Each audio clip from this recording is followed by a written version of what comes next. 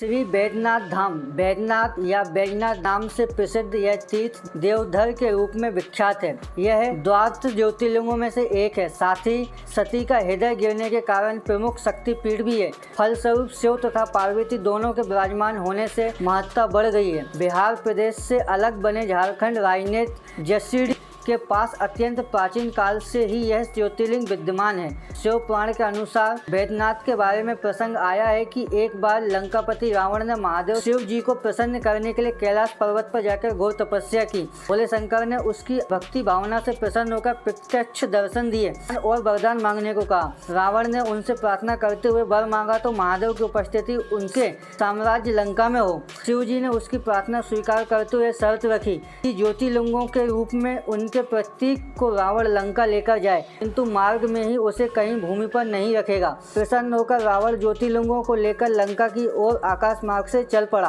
किंतु देवता गण नहीं चाहते थे कि महादेव शिव शंकर का प्रतीक दानवों के राज लंका में पहुंचे।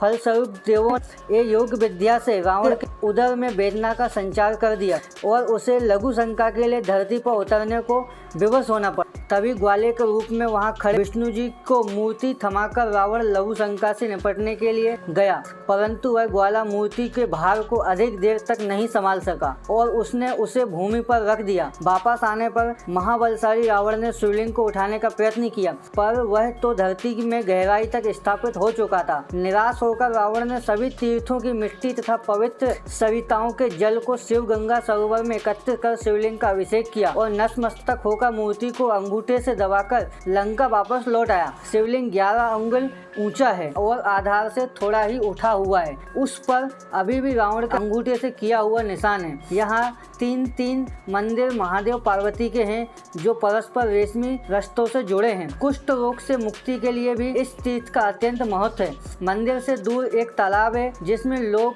कुष्ठ रोग मुक्ति की भावना से स्नान करते हैं। लोक कथा है कि बैजू नामक एक भील नित्य प्रति उस शिवलिंग पर एक बेलपत्र चढ़ाता था। भोले शंकर उससे भी प्रसन्न थे और तभी से ये तीर्थ उसके नाम पर बैजनाथ हो गया। बैजनाथ देवधर को मनोकामना पूरी करने वाला तीर्थ कहा जाता है, क्योंकि यहाँ ज्योतिर्लिंगों के साथ ही शक्तिपीठ भी है। इस स्थल से करीब 100 किलोमीटर दूरी पर सुल्तानगंज और उत्तर प्रवाहिनी गंगा की धारा है, जहाँ से जल लाकर बैजनाथ धाम में चढ़ाने पर मनोवांछित फल मिलता है। इसी प्रकार की जानकारी के लिए हमारे चैनल अनलिमिटेड फैक्ट 2.0 और वीडियो को लाइक और चैनल को सब्सक्राइब जरूर करें।